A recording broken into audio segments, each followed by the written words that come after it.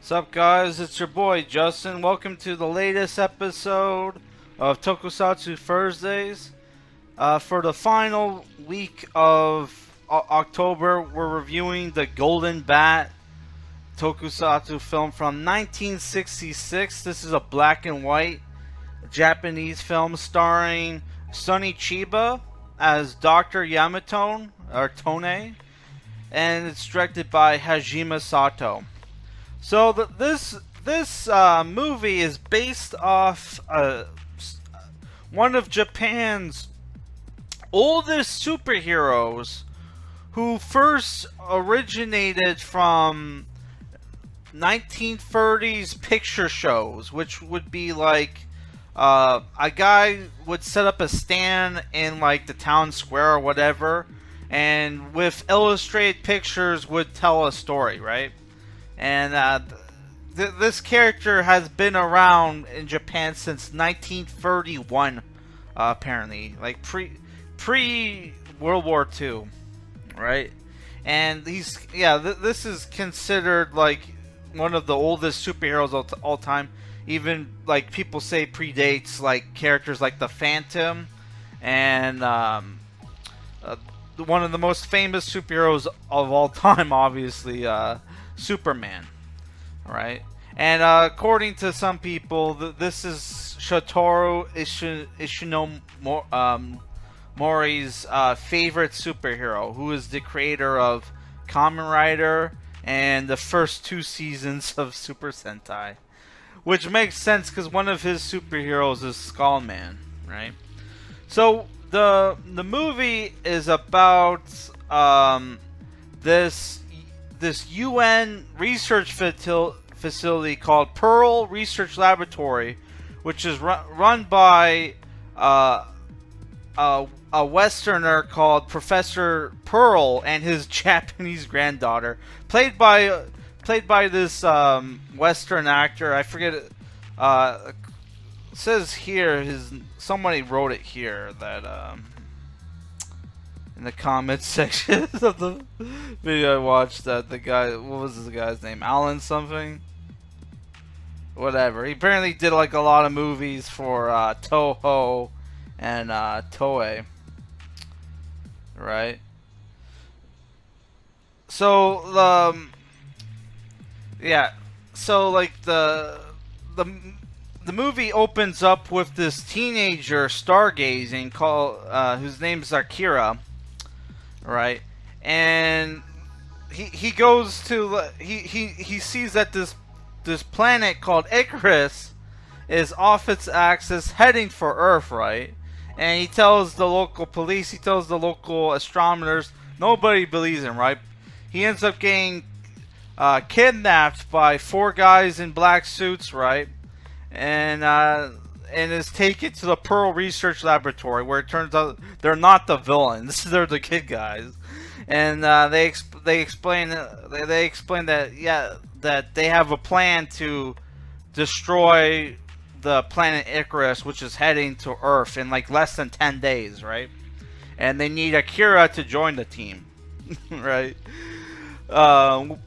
Yeah. So like, while looking for, they have a weapon called the Super Destruction Cannon that can destroy the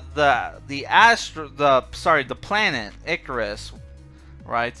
But they don't have a lens that's capable of focusing the power to destroy the planet. Apparently, the lens is found on ruins that belong to the lost continent of lost city, of Atlantis, where the Pearl Research Laboratory gets a SOS from their men that they sent there, right? And it's there that they find this coffin that contains none other than Golden Bat, who's some kind of undead superhero, right? Who is like a gold muscle man with a skull for a head, who has this Dracula cape and a silver baton, right? um, after getting resurrected by Emily, the professor's granddaughter, right?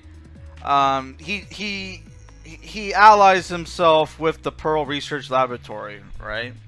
Uh, After they resurrect Golden Bat, they get attacked by the goons of Nazo, who is this four-eyed alien with a robot claw, who is the reason why Planet Icarus is on a collision course for Earth, right?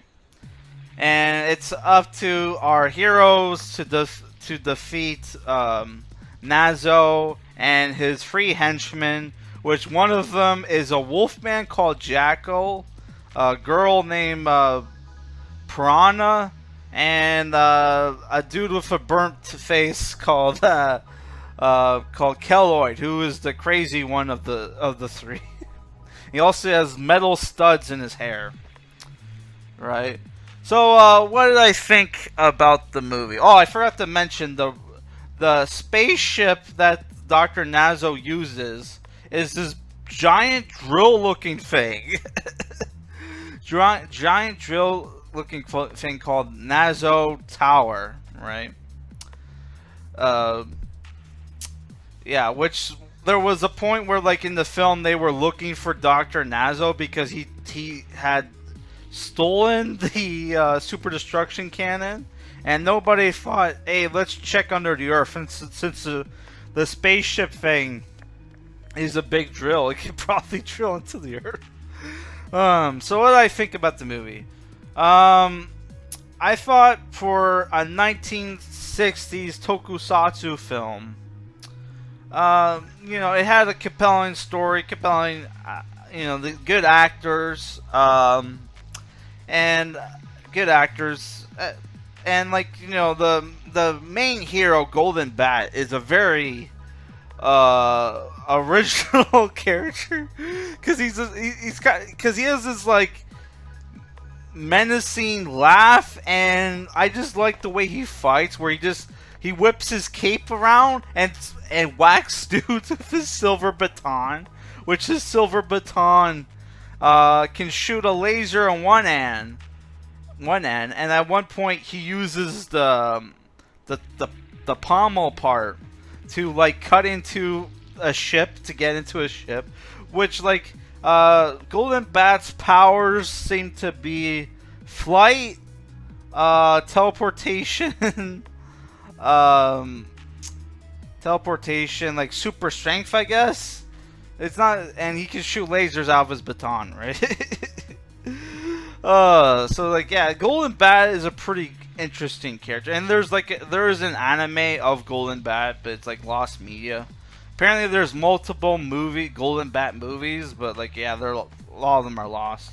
Sonny Chiba was great as the main character in this film, but because of because the film was in black and white, at some points in the movie, it looked like he had a unibrow.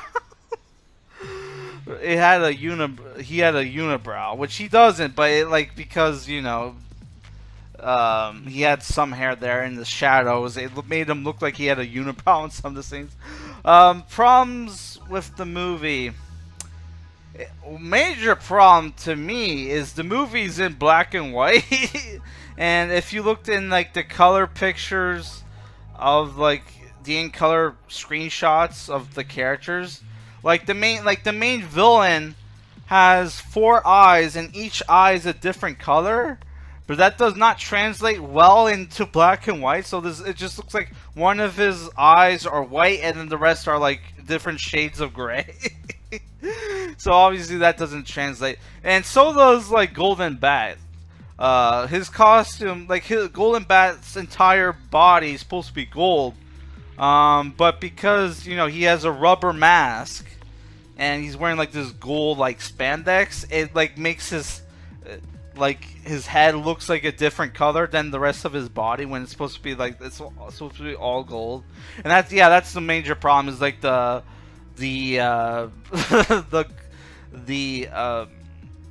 costumes in the movie look pretty bad. They're pretty dated, but they were like on point for like 1960s tokusatsu. I thought the models in the film looked great. Though